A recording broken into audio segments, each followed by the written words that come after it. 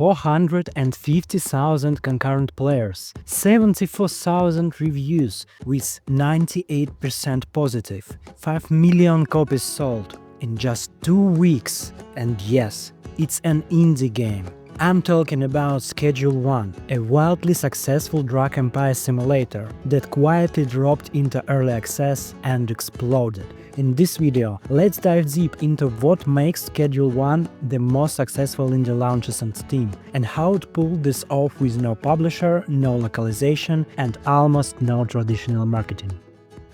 Let's actually jump into Schedule 1 and see what it offers in gameplay terms. It's an open-world simulator, where you build a drug empire from scratch. The best way to describe it? It's like a mix between classic job simulators, Grand Theft Auto and Breaking Bad. Literally. You've got that goofy, exaggerated art style that's typical for job sims. Tons of crafting and management systems, an open world with car driving, real estate shopping, even gunfights, straight out of GTA, and the dusty, sandy drug baron atmosphere, full Breaking Bad vibes. It already sounds like a great game just from that mashup, doesn't it? You play as a broke dealer in the fictional city of Highland Point, managing everything from street-level hustle to full-scale production. You cook, you deliver, you run from the cops, you grow your territory. And you can do it solo or with friends. The game supports full co-op and works surprisingly well in both modes. And here's the kicker. This is still just early access. Schedule 1 already offers enough content to last over 100 hours, and it's only going to grow from here. The title, Schedule 1, refers to the US classification for the most heavily restricted drugs, substances considered to have high potential for abuse and no accepted medical use. It's a direct nod to the game's theme, building an empire around illegal substances in a hyper-satirical world. It's clinical, cold and bureaucratic, which makes it way more unsettling than calling it something flashy or edgy, and that's exactly why it works. For many people, myself included, this game felt like it came out of nowhere. It launched right alongside big-budget titles like inZOI and Assassin's Creed Shadows, and somehow it won. Even crazier, Schedule 1 was announced just 7 months ago. That's not a lot of time to build a large active community before release, and yet here we are. The game was developed by TVGS, which stands for Tyler's Video Game Studio, basically the solo dev nickname of Tyler, based in Australia. Now, he didn't make every asset from scratch, but the vast majority of the work, design, coding systems was done by him alone. And he hasn't slowed down. Tyler just dropped the 6th patch in 2 weeks. He is clearly overwhelmed by the sudden wave of attention, but he's doing everything he can to ride it and support it. Check his Twitter. He's literally posting about updates and fixes around the clock. And honestly, there is not much more to say here. This is one of those rare, inspiring solo dev success stories. But what makes it even more fascinating? In the next part of the video, we'll look at how Tyler ignored most of the rules for promoting an indie game, and still nailed it. So, was Schedule 1 success predictable? Was it a fluke, or does it actually make sense in the current state of PC gaming? Let's break it down from a marketing perspective. Schedule 1 launched on March 25, a Tuesday, while the industry standard days for a best launch are Thursday and Friday. Just 5 days earlier, Assassin's Creed Shadows dropped, a major AAA title. Most indie devs would avoid releasing anywhere near a game like that. The rule of thumb: stay at least 2 weeks away from any big launch. Otherwise, you'll get buried. But Schedule 1 broke that rule and did just fine. And just 3 days later, on March 28, inZOI launched. It had 3 times more Steam followers than Schedule 1, but ended up with only 15,000 reviews, compared to Schedule 1 over 74,000. Again, a major release, and again, Schedule 1 outperformed it.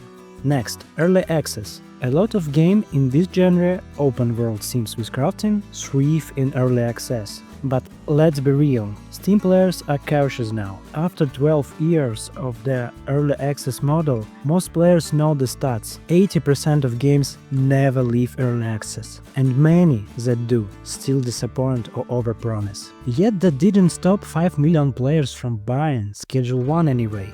And the last point, the game is available only in one language, English. So here we are. Schedule 1 is sitting in the top 5 best-selling games on Steam for 2 straight weeks. It broke nearly every best practice for indie game launches, released near AAA giants, launched in early access, and still it exploded. So how is that possible? Well, now it's time to look at the real answer. This game is insanely well made and fits the current market state. Schedule 1 is a deep, well-designed simulator, with open-world freedom and a global narrative that pulls you through the entire experience. At this point, we could just call it Simulator 2.0.